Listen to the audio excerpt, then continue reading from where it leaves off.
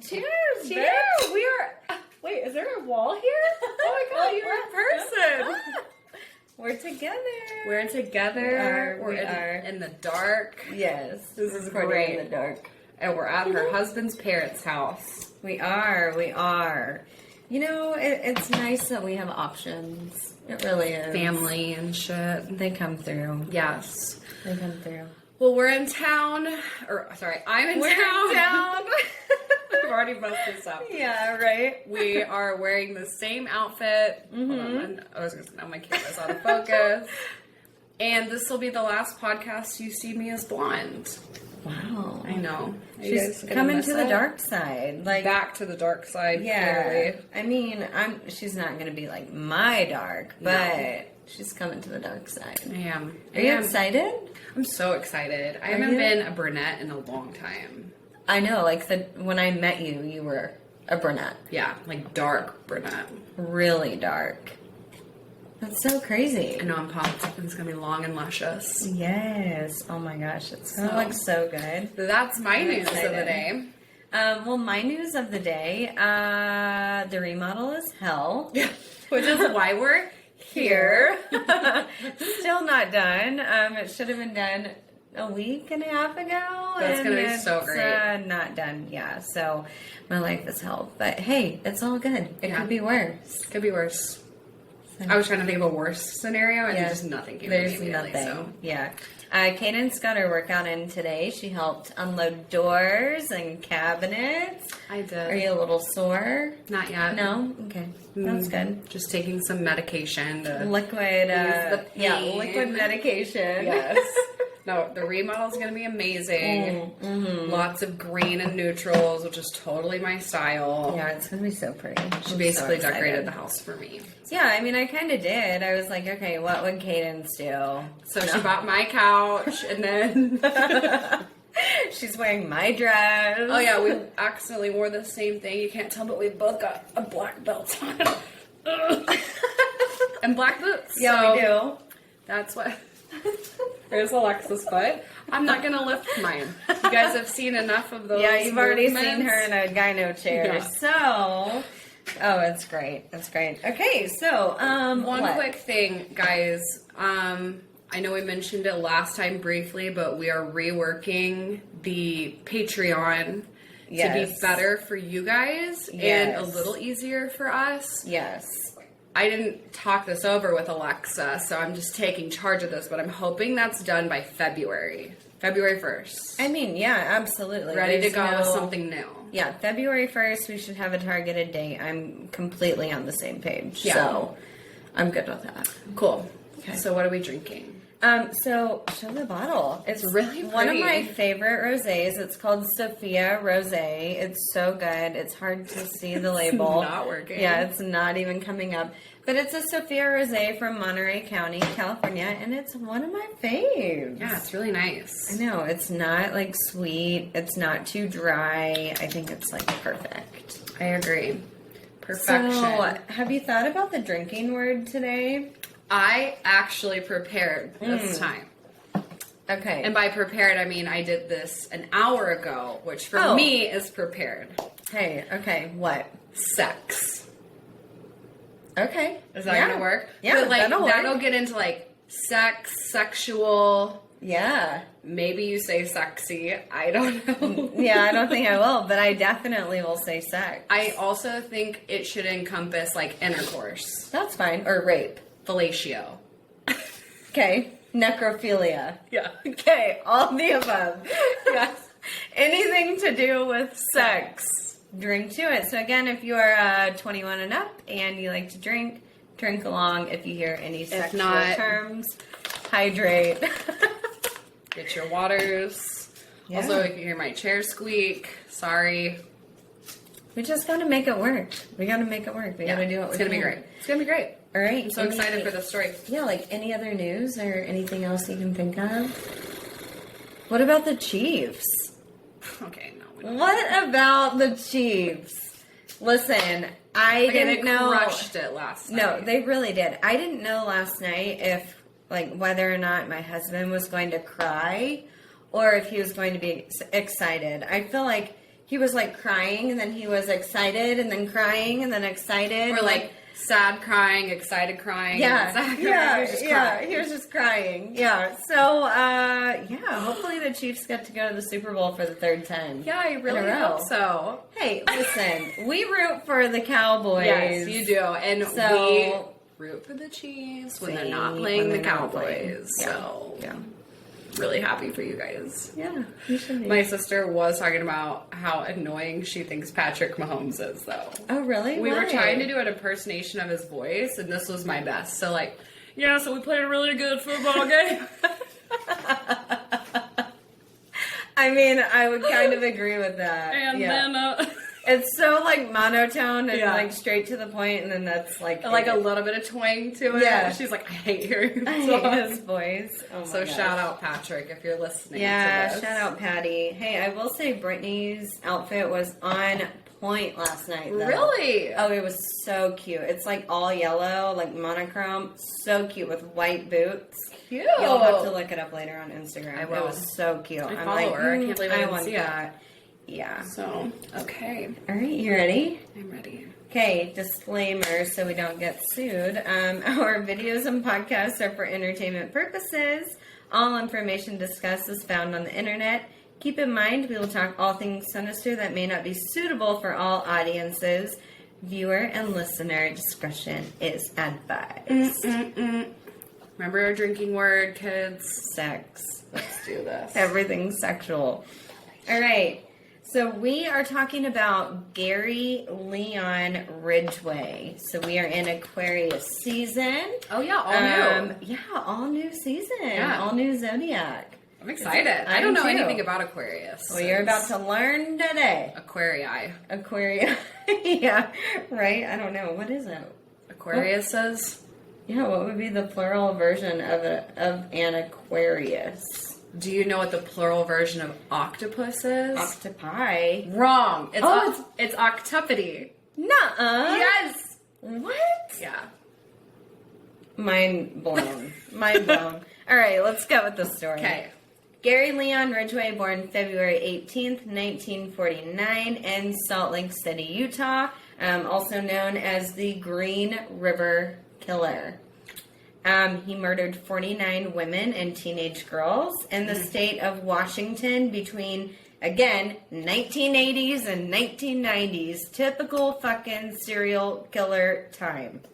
Bullshit. Crazy. Yeah, it really is. Yeah, like, just a crazy time. Do you think it was because of that we had just have so much, like media awareness these days? Like, do you think there's just as many serial killers today? No, I don't think there are just as many serial killers today.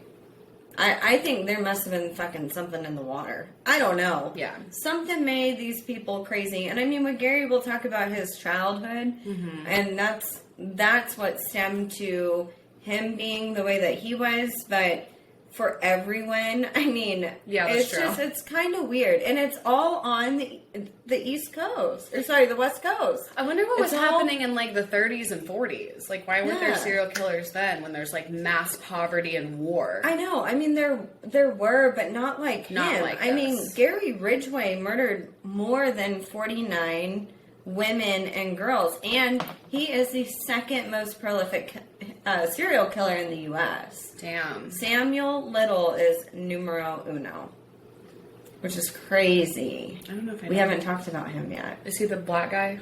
Yeah. Okay. Yeah. Yeah, I know. So, Gary, I'll just refer to him as Gary, but or Ridgway, but okay.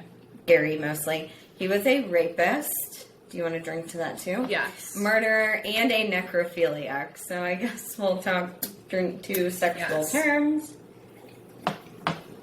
And again. Oh. Guys, it has been a long week. She forgot what to do. Yeah. It's been a long week. I just realized it was Monday. Yeah, I know. Isn't that crazy? Anyway, so kicking off Aquarius season, Times of India, which I know we both love, like for all the zodiac stuff. Yeah. It's really weird. It's a great website. It really is. And they post like updates about each sign, like often, and like different studies and all that. It's so cool. But they say Aquarius Aquarii, I don't know what the plural term is. They may be quirky and hilarious at times, and as hard as nails as other times. They often leave others with the impression that they are beneath understanding and impossible to be around.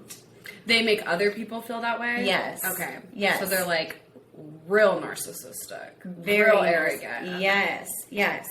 Some of their strengths are creative, innovative, optimistic, loving and supportive to those that are close to them, but only on their terms. Got it. So it's like, okay, I'll love you if you do this for me. Or I'll be there for you as long as you do this. Yeah. Type of thing. So it's kind of weird.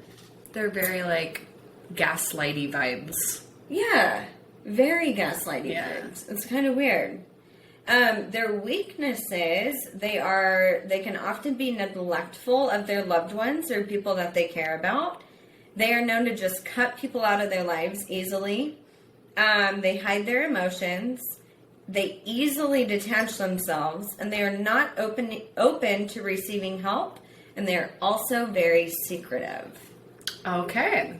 So it kind of goes hand in hand, though, like with their strengths, if you think about it a little bit. Like creative, innovative, supportive to only, and loving to only those that they choose and on their terms. But then again, narcissistic in a way. I feel like, to sum it up, an Aquarius gives at a cost. Everything's at a cost. Yes. Okay. Yeah. Yeah, it's kind of crazy. Yeah. Yeah. I don't... Wait, okay, so what is the Aquarius season? Hold, please. I got it. We got January 20th through February 18th, so he's the last day. He's the cutoff. Yeah, other than my dog, I literally don't know an Aquarius. Yeah. Literally, he's like the cutoff. Okay. Yeah. Wow. Mm-hmm. Got it. So Gary, I want to focus on a couple of things with him. Being able to easily detach himself and being secretive. So keep in mind, like, he can be one person to you and a completely different person behind closed doors or to others. Gotcha. So he's very loving to those that he cares about, but a monster to other people. Okay. Absolute freaking monster, and can detach himself from being a monster. Yeah. Which is kind of crazy. Yeah, a little scary. Very scary. Not great friendship material. Yeah, probably not. Probably not. You know, and for those that are, like, the sign, leave a comment. I want to know, like, is this you? I mean, I just went to a friend's birthday party Saturday. He's an Aquarius. Does that fit with his personality? I mean, I can see some of it, but he's also, I would say, loving and supportive to those that he wants to be loving and supportive to. Yeah. And I think he would agree with that, and I know he listens to the podcast, so I'm not going to say any names, but I mean, I think he would agree. It's like, if you burn him and if you do him wrong, he's done. Yeah. Like, there's no conversation, like, no explanation, like, bye, bitch, I'm done. Yeah. Type of thing. So, and he is very caring and very loving and loyal to those that he chooses. Yeah, and those traits aren't always a bad thing. You know? So, but in the hands of a serial killer, I mean, that's pretty bad. It's pretty bad. Yeah. Yeah. So.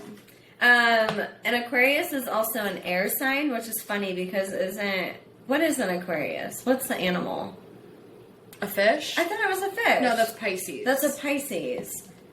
Gosh, we are not good at our charts. Hold on, Aquarius. Aquarius. I'm thinking like age of Aquarius. I thought it was something water related. Anyway, while she's looking this up, an Aquarius is an air sign. So just one thing that I want to talk about being an air sign, they're typically extremely intelligent, but in Gary's case, he was not. They're hard to read, which in Gary's case, he was. Adventurous, he was not, and a fun-natured person, which you'll come to hear that he likes nature, and a lot of the women and the bodies were found in nature. So they don't have an animal. It's just a little squiggly squiggle. Okay, Aquarius. Yeah. It symbolizes water, right? Yeah, I thought so. Symbol is a water bearer. So a guy pouring water. Oh, okay. Okay, so that's I guess sign. air sign? All right. Water. Oh, yeah, it's all this, like, naked guy Oh, okay. pouring water. Okay. Right. But they're an air sign. Yeah. Okay, Whatever. All right, so Gary was born, so we talked about all the zodiac stuff. Yes. So again, focus on easily detaches himself and secretive. Like, those are key when it comes to him. So his childhood. He was born in Salt Lake City, again on February 18th, 1949, to Mary and Thomas Ridgway. He was the middle child. Mom was a sales clerk at JCPenney, and Dad was a bus driver. Oh, that's so cute. I know. Yeah, you would think like typical cookie cutter family. Wrong. No. Had a terrible childhood. Like, it's really sad. And he often wet the bed. First sign. Number one sign. Not number one. No, but Top the 10. first one for him. His mom was very domineering and controlling, and so it had to be her way, and she was very, very negative. Yeah. And Mom and Dad fought a lot, and oftentimes, like, they would be violent, like, physically fighting each other. Like, not just Dad hitting her, Dad pushing her, like, she fucking fought him. Yikes. Like, crazy. He wet the bed until he was 13 years old. And after every time he would wet the bed, Mom would bathe his genitals. Like, wash his genitals. He would experience both, like, arousal and, like, embarrassment. Anger. Yeah, but arousal and anger when she would do this. And this is where he instantly thought about killing her. He's like, I want to kill her, but then I'm also sexually attracted to her at the same time. Yeah. That is sad. That is sad. Isn't it sad? Because, I mean, he's a young boy, and boys, pop bonies, like, is nothing. Yeah, like, even when they're, like, little, 2 years old, and they don't even know what's going that's on. puberty age, that had to just be the worst. Yeah, it's not okay. You know? No. It's really sad. And so, apparently, like, from what I read, Mom only did this to him, and she knew, which we're going to talk a little bit about, she knew that he wasn't the smartest, and she knew that, like, maybe he wouldn't comprehend it, so it would be easily forgiven, but he knew. Like, he told psychiatrists, psychologists, even his attorney when he got caught, what had happened, and knew that it was wrong. That's sad. And that's where the rage started. Yeah, okay. So he wet the bed till he was 13. There are 3 main signs of a serial killer, if we all don't know. Wetting the bed, lighting things on fire, and killing animals. And he did all 3 of those things. He often would just light random shit on fire and get in trouble for it. And then the first animal that he killed a cat by putting it in the freezer. Just to see what would happen. Oh my gosh. Yeah. So when we say light things on fire, are we talking like houses? No, just like playing with fire. Okay. Like just lighting random like bushels of leaves or paper and just watching it burn, or like big piles of trash, or things here and there. Okay. He would get in trouble though in the city for lighting like things on fire that you weren't supposed to light, but never like a house. Right. Or, like maybe like a trash can. Like no arson, like anything crazy like that. But again, playing with fire, wetting the bed, and killing animals. So yeah, it sucks because he clearly had a shitty young childhood, and that resulted to acting out. Basically set up for failure, and it's kind of hard, like, what came first, the chicken or the egg? Was he born a serial killer, or did all these bad things happen to him that just fucked with his head and made him a serial killer? Right. So it's kind of like there's that small window, I feel like when we talk about where it's like,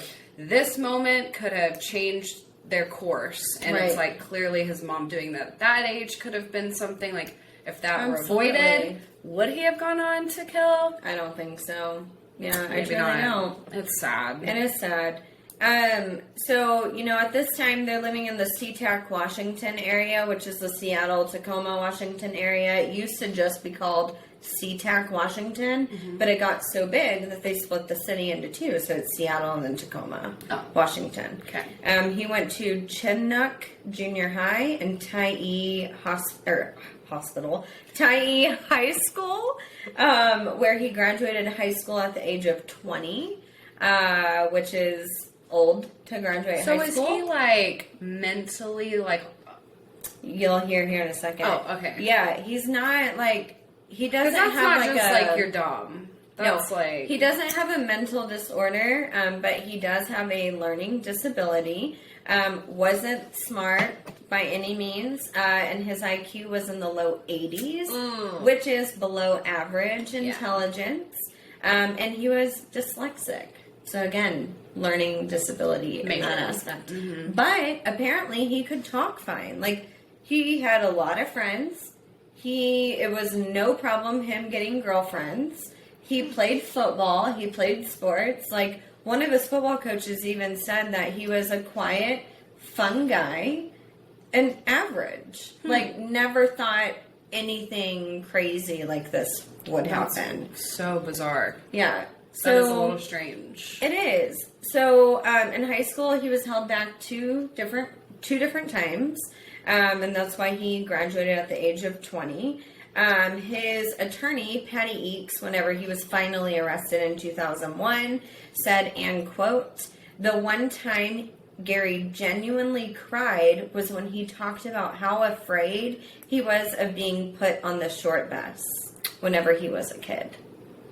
Oh my God, that gave me chills. I know. That is so sad. I know. Isn't that sad? And, like, think about him in his childhood. Like, at this time, when he was a child and when he was thinking like that, like, he wasn't a serial killer yet, shortly after, which we'll talk about here in a second. But, I mean, think about what he went through. And then to not be smart and, like, be, I feel like he's living with a ton of humiliation. Absolutely. Which is creating anger and probably all sorts of bad things. But like, this kid has just lived a life of embarrassment. Yeah, and like, throw a zodiac sign in there, easily being able to detach. Well, look at what he's had to deal with as a childhood. Like, how do you expect him to emotionally attach to anything? Yeah, no. Anyway, so when he was 16 years old, this is in 1965, he killed his first victim. Oh my. 16. He killed a 6-year-old boy. This is from A&E. I just had to, like, copy all of this because they just worded it perfectly. It says the kindergartner had been dressed up as a cowboy, playing with a stick in a wooded area near his home. The teenager, Gary, asked if he wanted to go build a fort. Moments later, the teenager stabbed the victim with a folding knife to the midsection, puncturing his liver. Blood flowed down the victim's side and into his cowboy boots. Gary said, "I always wanted to know what it felt like to kill someone," and he walked away laughing. Wow, there's a ton of imagery in that one. Yeah. Okay, well, I want to know what happened, because he's 16 and he clearly went on to graduate high school. They didn't know. They didn't know. He was responsible for this little boy's murder until he was arrested in 2001. This was in 1965. Wait, so he kills a boy. Yes. And the town or the school just doesn't know. Nobody knows until he's arrested in 2001. And that's when he confessed to murdering this boy. So he just went to the cops and confessed? Well, he was already arrested and confessing, which we'll hear about later. Okay. He confessed to all of his murders, and this was one of them. Oh my God. That is so sad. I know. Wow, okay, well now I don't feel as bad for him. Yeah, right? So fast forward 4 years, 1969, he graduated again at the age of 20 and ended up marrying his high school sweetheart, Claudia. He joined the Navy and he was sent to Vietnam where he served 2 years. Also served in combat. During his time in the military, especially whenever he was in Vietnam, he would pay for sex. I was gonna say, I bet Listen, I've got some friends who have been overseas on military orders, and they tell me the shit that people get into over there. It's wild. Very thankful for those who serve our country. Absolutely. I think you guys deserve to like let loose and have fun, but I have heard horror stories. Oh yeah. So then you add on top of that you're a serial killer. Yeah. Yeah, I bet it gets pretty interesting. Right. So he ends up having a lot of, hang on to that, he ends up having a lot of unprotected sex where he contracted gonorrhea. Okay. And he was still married at this time. Claudia divorced him, so his wife divorced him because of all of the infidelities. So he came back to the States, obviously she divorced him. He got a job as a painter where he would paint like semi-trucks and like box trucks, like FedEx trucks and stuff like that. And that's what he would paint. That was his primary job until he got arrested. He then meets a woman named Marcia and he gets married for a second time. Marcia ends up divorcing him as well for the same thing because he's addicted to, you know, having sex with prostitutes. Wow. Mm-hmm. Like, my question to people like this is, like, why even get married? I know. Like, why not just have a girlfriend? Or why do the legal bullshit? And I'm sure there's people who are okay with, like, open relationships. So, like, just go be in one of those. Don't ruin someone else's life. Yeah. Anyways. I know. It's so weird. But also, like, in the times, like, marriage was, like, you should get married. Yeah, like, it was, in like, the 70s, a little more sacred. Like, you better get married. Unlike now, there's people that are together for 10 years and they never get married. Like, that didn't happen back in the 70s. You've not been with Nick for 10 years. That feels like a lifetime. I mean, it was 5.5 for me before I got engaged. So, but speaking of, we'll be together 10 years next month. Isn't that weird? That's a lot. I know. My commitment scissors. You're like, I can't do this. Abort. Married a second time. Marcia later told the investigators, obviously after he got caught, that he was violent. And there was one time that he put her in a chokehold from behind. And this is very important because this is part of his motive. This is part of his MO and what he does. She also said that during this time and during their marriage, he became very religious. And he would read the Bible. It's so fucking weird. He would read the Bible out loud at work and at home and then get emotional and like start crying about what he was reading. Okay, that's scary. Yes. That's not even being religious. That's like, I mean, I know some very religious people that don't like read a Bible out loud. Out loud. That's like you trying to block out some mental shit or something. Right. And then start crying. It's like you are realizing that there's something wrong. Yeah. Yeah. Or that you're eternally damned. Right. Some guilt. Lots of it. Probably. Yeah. So although he was a Christian, he still paid for sex workers. And he wanted his wife at the time to be a sex worker as well. Okay, wait. So, you're addicted to prostitutes. Yep. Sex workers. Then you tell your wife to go be one. Yep. I don't understand the following of that. Like, because... And he's a Christian. And you're a Christian. Yeah. Okay. Yeah. There's no logic to that, so we'll just move on. No, and she knew he was crazy. She said that anytime that he wanted to have sex, she said he wanted to have sex all the time. That most of the time he would want to have sex in public places or in a wooded area. Okay. Which is so couple crazy. Of red flags, ladies. Yes, again, key to his MO. Key to his MO. If you're on a romantic frolic through the woods and you stop and do it, I'll let it slide. If that becomes a pattern, I just really like the forest. Yeah. Run. Yes. Run for the hills. Literally, the hills. Who is passionate about having sex in the dirt? No. I'm sorry. No. Nope. They did have a son named Matthew in 1979, and she also divorced him shortly after. Wait, is this his first kid? Only kid. Only kid. Okay. I want to talk about Matthew. I know I'm kind of jumping ahead a little bit, but I think it's important to talk about him right now. So they get a divorce, and Gary had visitation rights, seeing him every other weekend.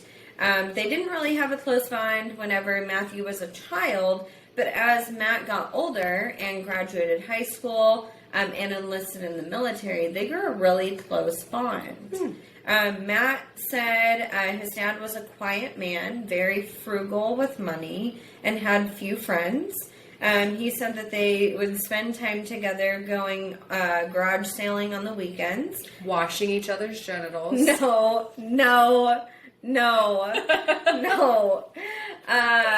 They would go garage sailing, and Gary would buy stuff and fix it up and sell it to make some money. He also said, they played baseball a lot, normal father-son stuff, ride motorcycles. Matt ends up being very successful. At the age of 26, he was a Marine. Again, he enlisted in the military. And this is when he found out about his dad being a serial killer.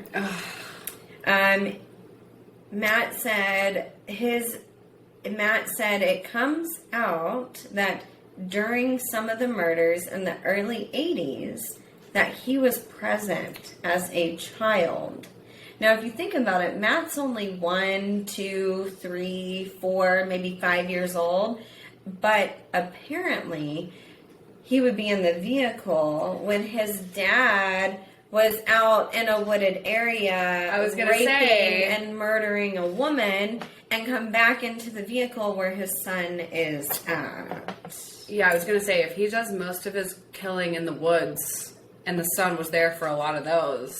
So he just would leave them in the car? Leave him in the car. So technically the son would have been witness to... But he was so young. But he doesn't remember or he doesn't know what's happening. But right. I'm guessing the guy... I mean, maybe did he just stalk women in the woods or did he load them up in the car and take them these places? Both. Oh, shit. We'll talk about it all. Yeah. Dang. But, this poor kid. Obviously he was young, didn't remember any of it, but he did say that his dad was always there for him, was a regular dad, and especially during the military, never missed any of his award ceremonies or anything. He said they communicated often, and he was shocked to hear about his dad being a serial killer and confessing to killing more than 70 women. Oh my God. It's like, how can you be there? Like, for some people, it's a struggle to just be a normal parent, to make sure that, work isn't taking over family life, and you're there for these events, and also play times and bath times, and it's like, how come it was so easy for you to do the normal stuff that most people struggle with, but, you're also a serial killer. Yeah. I don't know if that makes sense. I'm like... Let's throw his zodiac sign into it. An Aquarius. Mm-hmm. They are easily able to detach from those who they don't really give a shit about. Yeah. But those they love and choose to love, they love. Right. And they cherish. And it's crazy he didn't abuse his son after what he went through. Yeah. But, that's a good thing, but... Yeah, not at all. He was 100% against that with his child. Such a double standard. I know. I mean, I'm thankful that he wasn't that way. I know. To his son. But can you imagine, you turn around and 26 years old. I mean, that was just a few years ago for me. And it was yesterday for me. But can you imagine, finding that out about your dad? Being 26 and... Yeah. No. I can't it would even be shocking. Imagine. It would be... You would question everything. In your life. You would even question, who you are, because you're like, I have these genetics. You're like, am I going to turn out to be like this? Is that why I wanted to murder so-and-so 5 years ago? Yeah. Is that why I see red? Is that why I tried to set my house on fire that one time? Oh my God. So Gary was unmarried a third time, but he also had numerous girlfriends, throughout... Shocking. Yeah, all of this. Again, had a very, very high sexual appetite and liked violent sex. All of his ex-girlfriends that gave an interview and ex-wives said that he wanted to constantly have sex in public places Okay, that's or like in 4 the drinks. woods. Yeah, you should probably pour a little more than that, but... Those are 2 big gulps. I know. Ooh. I don't know if we'll make it to dinner. No, just kidding. In 1980, he was arrested for choking a prostitute. Okay. MO. Yeah. But no charges were filed because he told the prosecutors and the police that she bit him first. And so it was self-defense, so the charges were dropped. Yep. Then I would say, okay, where's the bite mark? And I'm sure there wasn't one. There probably but the police wasn't. Or he didn't bit question. himself. Yeah, or he bit himself. Yeah, no one was on a sex worker's side. No, So- they still aren't, No. which sucks. I mean, Yeah. you know, at a certain extent, it's like, yeah, they do these things for money, and it's like, it's kind of in the job. You have to expect some sort of violence in Yeah. a way, but you should also believe them if they say shit like this happens. Well, in my opinion, it's like the same. It's one of those things like you should plan for bad things to happen. You should be prepared. I'll For say the that. worst. You should be Prepared, prepared for yeah. bad things to happen, Yeah. but you shouldn't like accept that they happen. No. It's kind of like a massage therapist. Yeah. If you go to a masseuse and the person on the table like expects like a happy ending. Yeah. It's like I'm sure masseuses expect that to happen. Right. But they should still be dealt with in a matter of like, this is unacceptable. Yeah. Get out. Don't come back. Right. And it's the same. I feel like prostitutes should expect some violence, be Oh, for prepared sure. for violence, but at the same time, they shouldn't be just seen as irrelevant. Absolutely. Absolutely. Completely agree. It's sad. And It I really think is. too, the more that is accepted as like a position, like this woman should be able to do what she wants with her body, then these women can get more protection. Yeah. So it can be safer sex. It can Right. be a safer agreement. That's a story for another time. Absolutely. And I think you said sex like 20 Yeah. times. So another big gulp. But it's sad. And whether or not you agree with the position, whatever, you shouldn't think that women should just be beat or abused for no reason. No, and especially, you know, those So. in that industry, they don't deserve to be raped. So, 1982, he was arrested again for soliciting a prostitute, but he was shortly released after. Charges did stick, but again, he's just soliciting a prostitute, right? Also, July 1982 was his first victim of being a serial killer. She was 16 years old. She went missing from a foster home, which is so fucking sad. Like, it's so sad. The rest of the story is going to be very triggering, so just trigger warning for the rest of the story. Wait, how old is Which- he at this point? Do you know? 49, 59, 69, 70, 33. 33 years Wow. old. Yeah. Yeah. So, her body was found a week after going missing from the foster home, and she was found in the Green River, where a number of his victims were found. Hence why he got the name the Green River Killer. And they haven't caught on yet that there might be a serial killer Well, situation? this is the first serial killer victim. Okay, Right? got Because it. his first murder was whenever he was 16 years old. And he confessed to that Right. later. Got it. Right. Okay, got it. Right. Green River is in Kent, Washington, which is right outside of Seattle, just so we are aware. Okay. August 1982, the police are now, so just a month later, the police now believe that there is a serial killer in the area a month later. Wow. This is insane.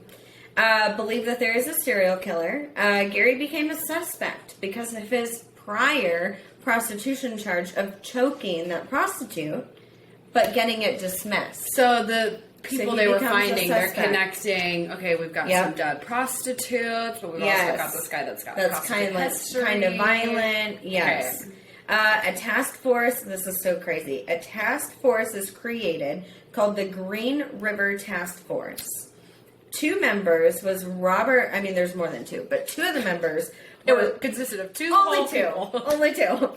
No, 2 of the members, Robert Keppel and Dave Reichert, interviewed Ted Bundy many times. I was like, you're hitting me like I should know who these people I guess are. I know because I read many books Okay, about but Ted Bundy. yeah. But like main investigators that interviewed him whenever Ted Bundy was in prison. You were involved in multiple cases of like some of the most famous serial killers. Right. Well, you know Ted Bundy helped solve this case. Right? Yes. Okay. I knew he was involved in doing things like that. Yes. I didn't know this one specifically. This one specifically. Another serial killer. He's like, nope, I'll tell you what's going on, and here it is. Here's how to find this. Here's what happened. So in 1984, and between 1982 and 1984, about 40 women had already been murdered by Gary Ridgway. Damn. In 1984, Ted Bundy gave his task force information on what he thought the killer could be doing, the psychology around it, and his motive. He told the police in this task force that he thought the killer was having sex with the dead victims and consistently changing his burial grounds. Okay. One, do you think that Ted Bundy, do you think Ted Bundy was reading these cases and jealous that it wasn't him out there? Well, initially they came to Ted and they said, did you do these? Because they're in Washington and Oregon, so it's relatively close. And he did kill some women in Washington and Oregon. He's like, no, I know everyone that I killed, and these women ain't it. And two, isn't it fascinating that, like, Ted Bundy is someone who could have been used for good with his brain? And his intelligence and his, like, passion for the psychology aspect, the law aspect, all of it. It's a very, I don't know, but I feel like it's a fine line from wanting to, like, having the mind of a serial killer, but also having the mind of someone who studies, captures, and knows the ins and outs of a serial killer. Like, your mind has to be very close. We just talked about Ed Kemper. Yeah. He was a fucking genius. Yeah. And it's like, but I think what separates the two is the murder part. But, like, there's just one person gets sent over the edge. Yeah. Whereas, like, they could have just been obsessed with the psychology of a serial killer. Could have been. Studying them, stalking them, hunting them down. I know.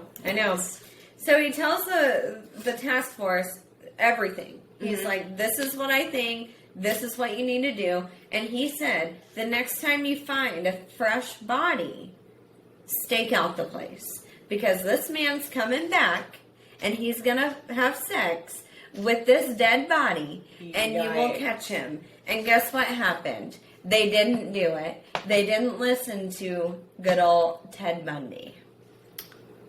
Why? All he's asking you to do is just and he's already in jail. He's about to die. Stay a little. He's in prison. He ain't going nowhere. I'm saying, like, their job. Yeah. Ted's not asking you to do anything crazy. Saying, hey, just wait a while. He's going to return back to the scene, which is another. They just thought Ted was crazy. That's also a popular thing with serial killers, though, is them returning to the scene. So, like, they should have known that anyways. Right. But, like, yep. If Ted Bundy says, hey, you should do this, you fucking do it. You should probably just wait 10 minutes, 30 minutes, and see if the guy shows up.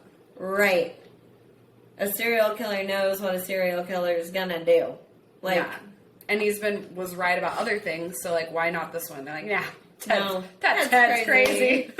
Yeah, fucking prison food's getting to him. Like, he had a long night, guys. I know. So, early 1983, I know I jumped to 1984, but going back to 1983, police had questioned Gary about the prostitute situation again. Okay. Saying that this prostitute went missing because another prostitute said that she saw her, the girl who went missing, get into his truck. Why do they keep dropping the case against him? Like, lack of evidence? So, he denied all claims and passed a polygraph, so they let him go. Yes! They let him go. God. Okay, well, that makes more sense. Yep. What a shame. Yep. Do they even use polygraphs anymore? Yeah, they do. But I don't think they should. I mean, they don't fucking work. No. It's all about your blood pressure and your heart rate. Like, Yeah. if you are calm, if you take a Xanax and go and take a fucking polygraph, They'll be like, are you alive? No, they're gonna be like inconclusive. But nothing moved, nothing changed. Especially back in those days when I'm sure polygraphs have evolved to like what they are today. I don't know if maybe they can watch like your brain scans or something. Yeah, but I don't know. But back in the 80s, yeah. I'm sure there was like the beep, yeah. beep. I mean, it's kind of the same now. Is it? Yeah, it's just God. Yeah. I feel like we need to evolve. We just need to get rid of polygraphs. So in 1985, he started dating who was his third wife, Judith. They got married in 1988. He is relentless.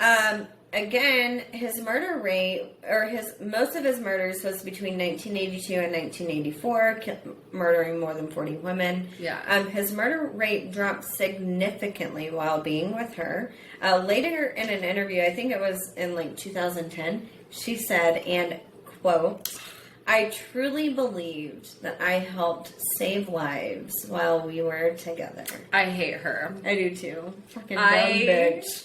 Hate her for saying that. I know. Even if you feel that way, You don't fucking say it. Yeah, you don't fucking say it. It is a blessing. I That came I in was like there. thousands of more people would have died if it weren't for me. Yeah, like, fuck off. Oh, gross. I It's know. almost like you're bragging. No, she definitely was.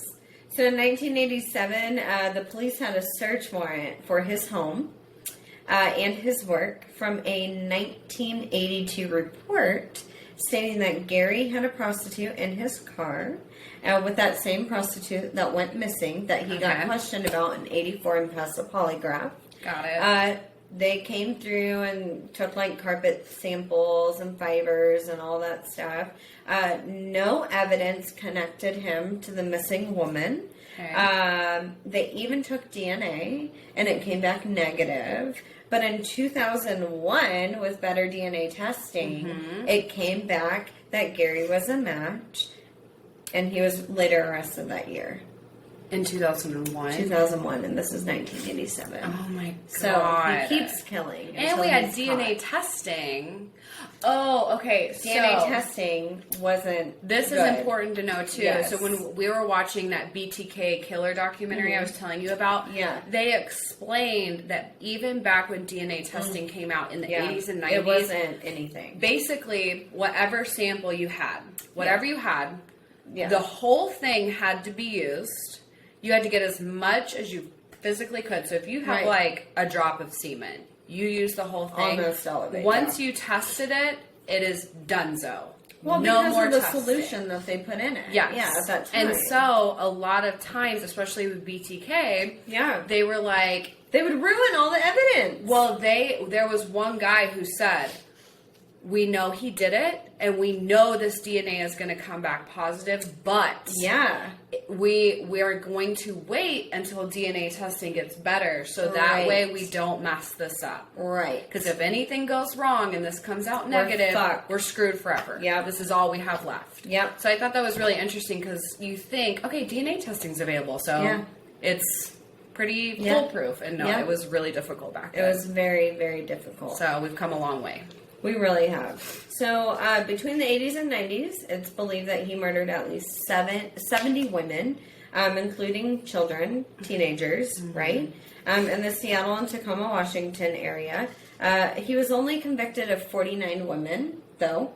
And he confessed to over 70 women, but only told them where 49 of the women's bodies were buried. Okay, so those were the provable ones. Yes. Through DNA and discovery? Correct. Okay, got it. Yep. His motive, which we're going to talk about, most of the women were sex workers. Runaways, or even hitchhikers, who he would pick up along Pacific Highway South. Every single woman, he would charm them. And he would get them to trust him. So his son would be in the vehicle, or he would show a picture of his son, and they'd be like, "Oh, your dad. God, you're so nice. You could never hurt me. You're just going to take me to the store. Just a dad. You're just a dad. I don't think I've ever looked at someone and be like, you must be nice because you're a dad. Yeah. If anything, I'm like, you're probably a dick and you're probably a piece of shit. Deadbeat. Anyway, no. I know a lot of very good dads. So, anyway. I probably know more bad ones than good ones, for I sure. would probably say that's the truth. Anyway, so same thing would happen every time. Either if they were sex workers, he would pay them to have sex with them, or if they were runaways or hitchhikers, he would like charm them into having sex with them. He would have sex with them from behind. I know I've said it like 5 times. You're running out of wine from here. behind, and then he would wrap his arm around their necks from behind again, strangling them. Just missed the cork on the wine too. He would wrap his arm around their necks and strangle them from behind, and they would obviously die. Most of the women, and I'll drink here in a second, most of the women were killed either in his vehicle, his home, or in the woods. I wonder if the son ever actually witnessed a murder and just didn't realize it, or like they suppressed it. He was so young, between 82 and 84. I mean, the oldest that he would have been would be 5. I mean, I feel like I can think back to moments when I was like in preschool, which would have been average age of 4. No. Yeah, I think I can. What the fuck can you think of when you were 4? Well, do you want me to tell some stories? Yeah, okay. On the spot right now. Tell time. me one example when you were 4 years old. Okay, preschool. My teacher's name was Mrs. Kirchhoff, and she had a seashell in the window, like a conch shell, and she was like, nobody touch this. And I remember she went out and I picked it up and it busted all over the floor. You were that kid. Which is funny because I was usually the rule follower. Not that day. She had to listen to the ocean and the seashell. I was like, hello? Hello? Can you save me from this prison? Ariel? Little Mermaid? Yeah. Are you there? Yes. I remember Wow, that. that's impressive. I also remember one time my friend and I were playing dress up at her grandparents' house and she was scared of this one closet. Yeah? Like, not a closet like that, like the folding door closet. Oh, okay, yeah. Older house, and she was like, don't look in the closet, there's a hand in there. Like, ooh. Yeah, like, you know, like, what's it? Is it the Addams Family that has the hand that walks around? Yeah. Something like that. And one day I swear I opened it and there was a hand. What the fuck? And that's my memory. Which is probably a little messed up. Yeah, that's kind of weird. So, most of the women, their bodies were dumped in either the woods or the Green River area near Seattle, Tacoma, Washington. Wow. Yeah. So, you know, again, it talks about, like, Aquariuses being, like, very nature-oriented. Yep. Now you fucking hear it. He wants to have sex in the woods, and he wants to dump their bodies in the woods. I wrote this as a fun fact, which is not fun I was like, all. is it gonna be fun? No, this is not fun. I mean, it's a fact, but it's not fun. Fun facts. Fun fact for the day. The bodies would often be nude and posed, and he would return to them to perform acts of necrophilia. He said later, whenever he was arrested, that he would have sex with the women that were dead to save the public of killing another woman. So, thank you. Thank you for being thoughtful. How does having sex with them later save them? They're dead. No, it saved the public from killing another woman. Oh, So I thought he you would were go saying back. that No. he would go back and have sex with them. So it's like, guys, I did you a favor. I had sex with her so that you didn't have to. I did you a favor because I didn't kill another woman. I had sex with the dead body again. Oh. So I didn't have to kill another woman and have sex with her. Good. Yeah. I'm To gonna let you play, drink I was too. going to say, to play this episode, we would literally need like 3 bottles of wine. Oh my god. Wow, that's disgusting. Isn't it disgusting? That is someone just with so much well, rage and like, what is it when you like lie to yourself? What's the word I'm looking for? Like, you're not self-aware. Without any self-awareness. Yeah, self-awareness would work. To be like, guys, I'm doing denial. Yeah, I'm doing you a favor. Yeah. I went back and had sex with this body to save the public. Save at least one more person, one more life. Despite the fact that it's like his wife. I saved lives. He's saying he saved lives. Yeah, well, Peggy like, or whatever her name is Judith. Yeah, Judith can fuck off too. I know. He also said that he would drive bodies into Oregon to dispose of them to confuse the police. He wanted the police to think that there was another serial killer, so he would like drive across state lines and dispose their body, which is pretty fucking smart with a low IQ. Smart, and it worked because they questioned Ted Bundy. Questioned Ted Bundy and what's his name, Richard Ramirez, the California killer, at the same time. Then did they suspect the Golden State Killer too?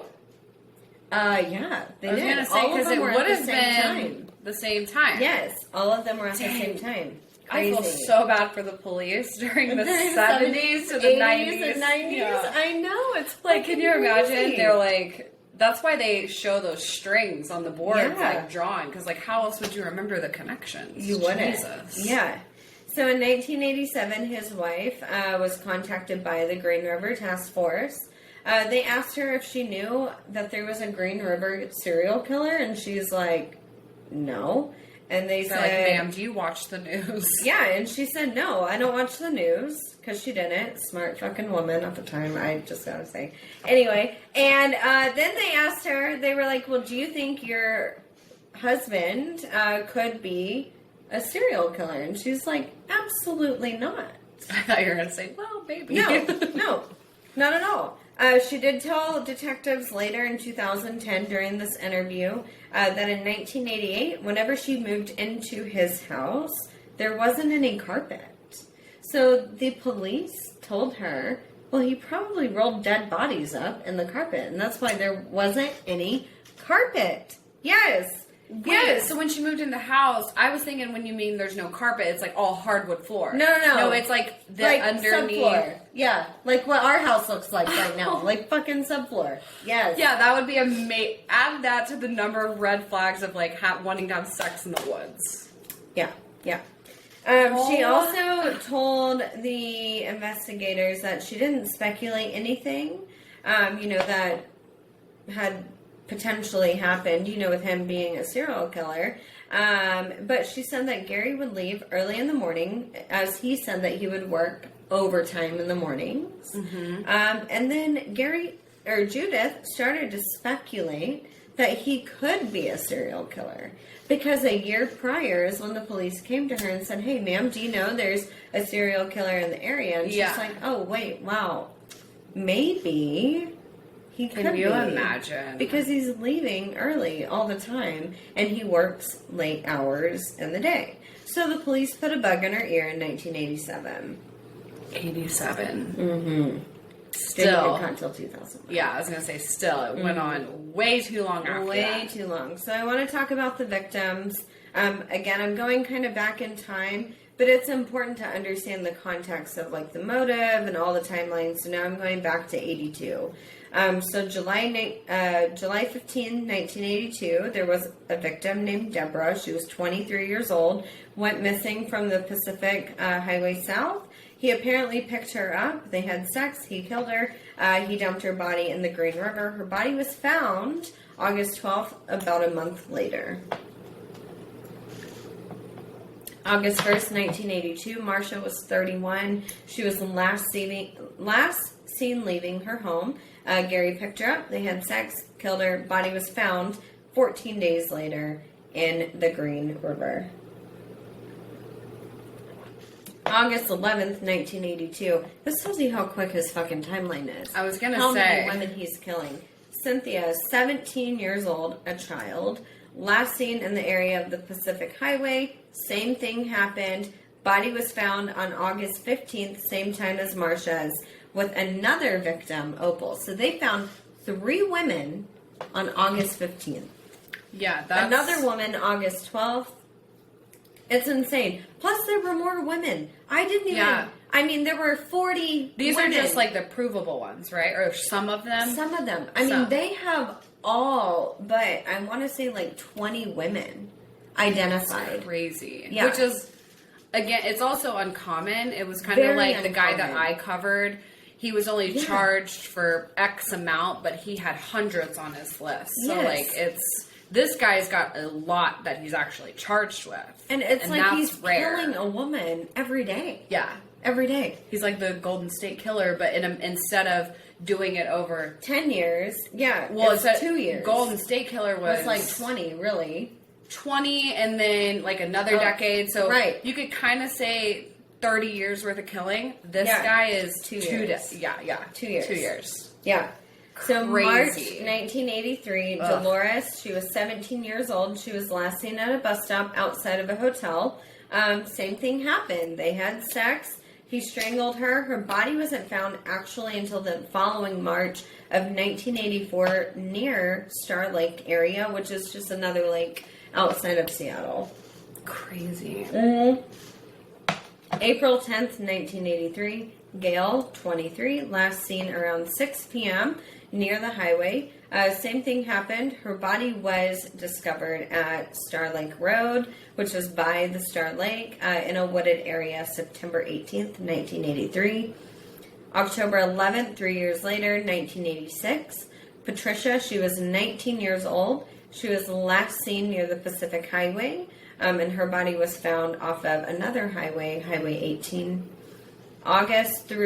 Between August and September 1983, I'm going back a little bit and you'll see why. A woman named April, she was 18 years old. Her remains actually weren't found until August 30th, 2003. Yeah.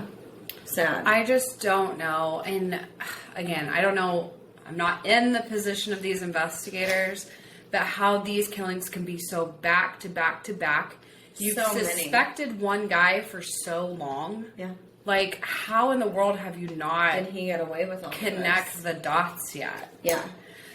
So he had a lot of burial grounds. I'd say. Green River, 6 victims. Star Lake, 6 victims. Highway 18 off of I-90, 2 victims. Exit 38 off of I-90, 3 victims. Highway 410, 6 victims. Tyee Golf Course, 5 victims. Tigard, Oregon, 2 victims, or Tigard. SeaTac Airport, near a ballpark, 3 victims, one of those being unidentified.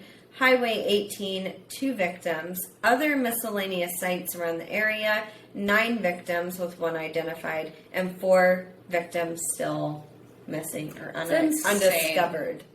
That is insane. Yeah. That is, like, so crazy that these were all proved victims. Yeah. It's sad. Yeah, that's just tragic. I know. So November 30th, 2001, finally, DNA testing is way more advanced. Authorities knew that there was still a serial killer from the 80s and 90s out on the loose. They knew that Richard Ramirez and Ted Bundy didn't know about the Golden State Killer. Right. I mean, they had the name, but they didn't know who he was. They kind of tied all of the Golden State Killer's murders together with the Green River Killer. But anyway, they still knew that there was a serial killer out on the loose. Gary was at work when the police finally arrested him, took him to King County Jail, which again was the Seattle area, jail for suspicion of murder from the 1980s because DNA matched Gary's semen and saliva found in and on victims Marcia, Opal, Cynthia, and Carol Ann. And then shortly after, like days later, 3 more victims were identified. Wendy, Deborah, and then another woman named Deborah. Crazy. Yeah. And it's just a 7 spiral effect from there. Yeah. Because once they're sure of one, they are confident to tell the rest. Yep. Like, yep. And they did. They did. Wow. So, that's got to be the greatest feeling. Can you imagine? Getting those results back and you're like, we did it. fucking got it. Finally. We fucking got it. Ugh. I know. Can you imagine, like, the families, too? I mean, 20, 25 years later. How about, like, his first wife? Like, how about his current wife, and he's being fucking arrested? Well, she sucks. Yeah, I know. No. Judith isn't the one who said, like, I saved lives. That was his second wife. Oh, okay. I was Judith, like, I don't care what she says. Yeah, no. But can you imagine being any of his former wives and being like, wow, I dodged a bullet, except for Judith. Fuck her. Yeah, but I know. Everyone else, you'd be like, wow, thank God I didn't have kids with him. Right. No, so 2 years later, November 5th, 2003, he entered a guilty plea to 28 charges of aggravated first-degree murder. Part of the plea bargain was stated that if he entered a guilty plea, then he would not be executed, and he would give the detectives and the police the locations of the bodies and all of the details of his other victims. Oh, jeez. How can you even keep track of those things? If you had to tell me right now, Cadence, name 100 outfits you've wore. The shirt with the pants. Tell me and what the you shoes. wore last Monday. No fucking idea. Right. Like, how do you remember these things? Yeah. I can barely remember, like, the number. I've only had, like, 5 cars in my life, and I can barely remember what they are. It's so sentimental. So it's like, but you'll hear here in a second. He told the judge that he killed all the women in King County, but he took some of the women across state lines to confuse the police. Mm-hmm. He said, quoted, "I've killed so many women, I have a hard time keeping them straight." He also said, "Most of the time, I killed them the first time that I met them, and I do not have a good memory for their faces." Oh. So, but that goes back. It's sad. It's really sad. But that goes back to him being an Aquarius. Fucking detaches. Yeah. Instantly. For sure. Instantly detaches from people he doesn't give a shit so about. cold. It's so cold. So cold. Ugh. Yeah. Gross. The prosecutor said, quoted, "We could have gone forward with 7 counts of murder, but that is all we could have ever hoped to solve. At the end of the trial, whatever the outcome, there would have been lingering doubts about the rest of these crimes. This agreement was the avenue to the truth, and in the end, the search for the truth is still why we have a criminal justice system. Gary Ridgway does not deserve our mercy. He does not deserve to live. The mercy provided by today's resolution is directed not at Ridgway, but toward the families who suffered so much." So in other words, I mean, this is why he didn't get executed. I mean, he's still fucking alive today. My thing is like, at this point, why would you want to live? Because he's a fucking narcissist. Why would you want to live? He's a narcissist, man.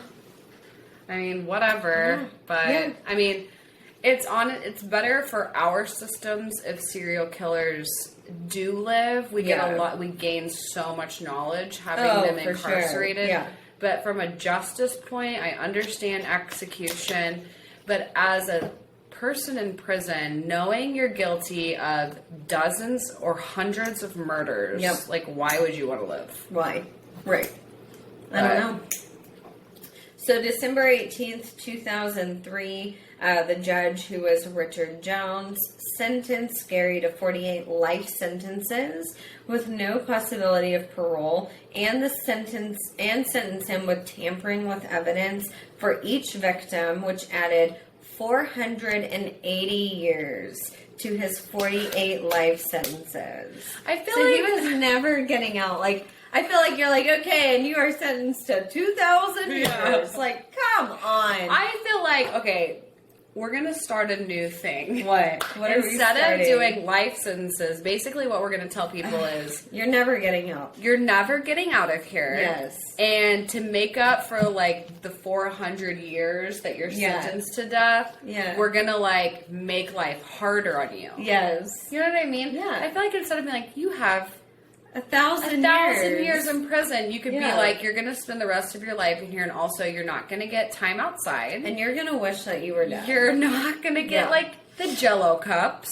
You're not going to get commissary or whatever it's called. You're going to be in solitary confinement until you I feel like there's other die. ways of punishment than, like, adding on years that they're never going to spend on this earth. I don't understand that. I don't either. I truly don't.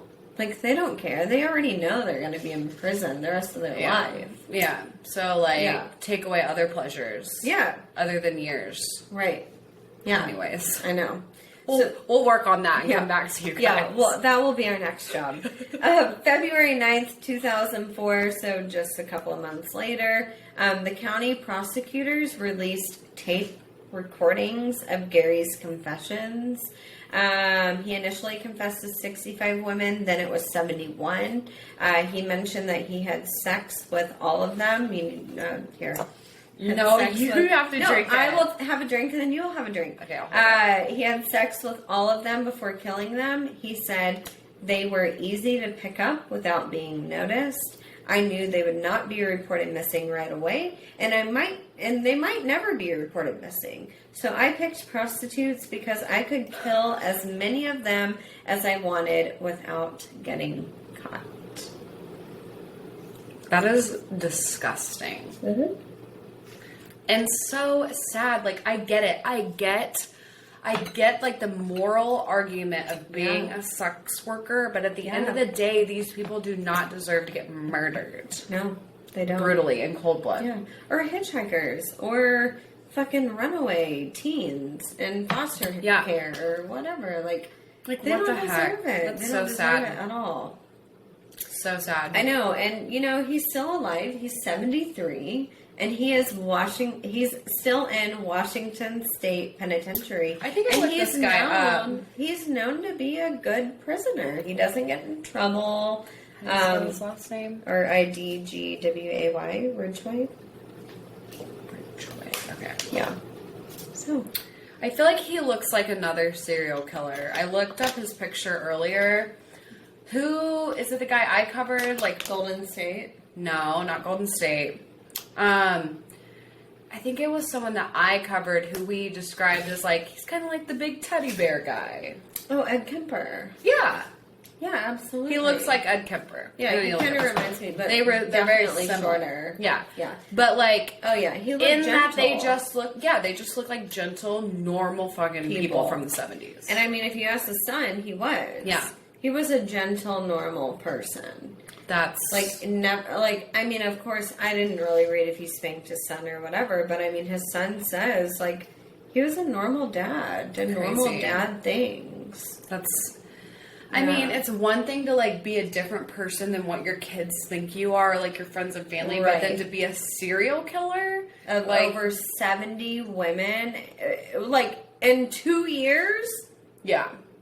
I mean, of course he had killed, like, other women in, like, the 86, 88, 89, 90. But, like, his killing spree.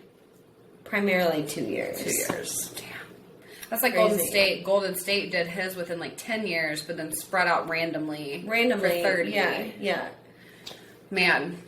Wow, Crazy. what a great story. Crazy. Does he do interviews or anything? Yeah. Wow. Yeah, and he talks to psychologists and psychiatrists and I'm gonna look him up. Whoever he wants to talk to. I've heard this story before, but I forgot a lot of it. Yeah. So, like, the body count. The body count's insane. Second most prolific. Who's number one? Oh, yeah. All right, well, good job. Thanks. Boom. Boom. Finish this. This No, is yours. I'm fucking driving. You're drinking it. Well, now that you said it on camera, I have to. All right, y'all. So I will thank our patrons. Yeah. We have Justin, Annette, Adrian, Nicholas, Valerie, Haley, and Angie, who's right out there. This is Angie's office. This is her office. Thank you for keeping the podcast going. Yeah. Without you, we would be broke bitches. And we really do have some great things. We do. Coming for the patrons, especially the ones we already have. Yeah, next week. Hoping to gain some more with our new program we're going to be rolling out. So yeah, you all will love it. And yes, please go check out Color Up CBD. I'm not going to give any links to where you go and shop. Alexa's going to do that in a minute. But what I'm going to talk about is how much I love their shit. So actually, I spent the weekend with my sisters.